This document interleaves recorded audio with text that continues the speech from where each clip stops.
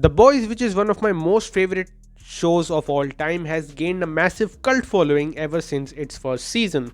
The show tackles dark themes and twisted characters which are definitely quite engaging to watch. What has made the show so special is the fact that it's a very clever satire on the whole superhero slash celebrity culture, capitalism and franchises. The greatest thing about The Boys is the fact that it got better with every season. Then came Gen V, a sort of a parody of X-Men. Now the show itself is pretty fucking good, but the reason I call it an iconic irony is that a show that is built on the foundation of being a satire on the superhero culture and franchises has managed to get two spin-offs. Both of them are pretty great, by the way. While Diabolical was still set in the Boys universe, it was a different entity. But Gen V is set directly into the Boys universe, and the way it ends might play a crucial role in the Boys season 4. Gen V tackles various themes that teenagers and college going kids might experience, like body dysmorphia, gender dysphoria, eating disorder, and parental pressure, etc. Despite the main characters being superpowered individuals, we still find something relatable in all of them. Plus, just like The Boys, the Gen V also tackles with the themes of capitalism and media manipulation. However, the very thing that made me a big fan of The Boys is the same thing that frustrates me at the end of Gen V. In the last episode of the show, Kate and Sam release all the children trapped in the woods, and all of them start attacking at everyone in the university. Mary, Andre, Jordan, and Emma try to stop them, but as the episode reaches its final minutes, the narrative in the media changes to make the four of the heroes as attackers, and Sam and Kate become the new guardians of Godolkin. While in the universe of The Boys, it's on point with the themes. And even though the idea was to show how what manipulates everything through media, it was still quite frustrating for me.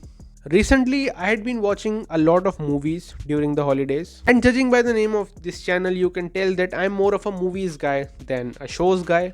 And one thing about movies is that they are able to give you an entire emotional experience and catharsis in a span of at most 3 hours. What I find frustrating about shows is that not only do they demand more investment of time from the audience, they often don't provide an emotional catharsis or an end to a story, especially if it's the first season of a show. That's the case with Gen V as well. We get a twist ending and the show ends, leaving the audience with a lot of questions, which is something I'm not a very big fan of.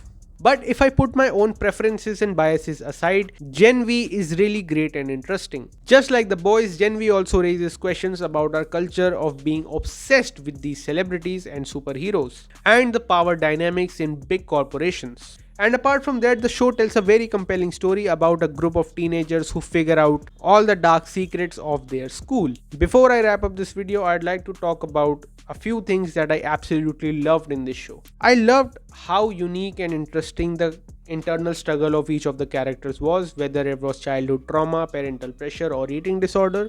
I genuinely got connected to all the characters in the show. Even Dean Shetty, who was trying to kill all the superheroes, has a very compelling motivation. Her whole family was killed because of Homelander, and she just wants to wipe out superheroes from the world.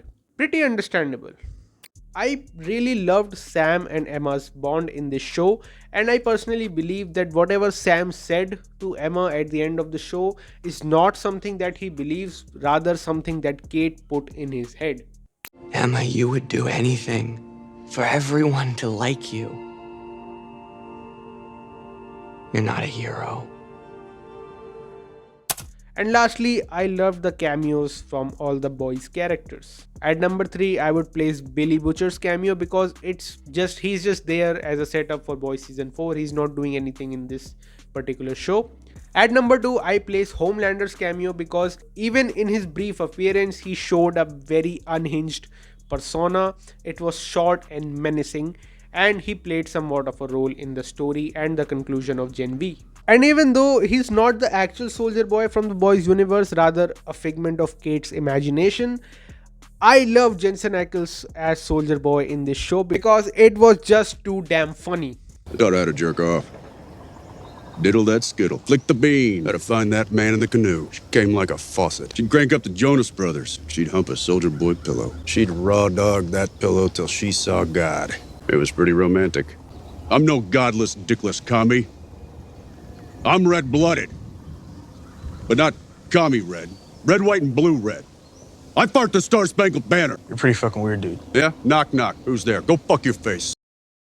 Overall, Gen V is a pretty good show, and I might not personally like the ending of it, but a lot of people will. And I highly recommend watching this show because not only is it going to connect in Boys Season 4, but also it's a good show on its own. Let me know your thoughts about Gen V in the comment section below, and thank you so much for watching this video.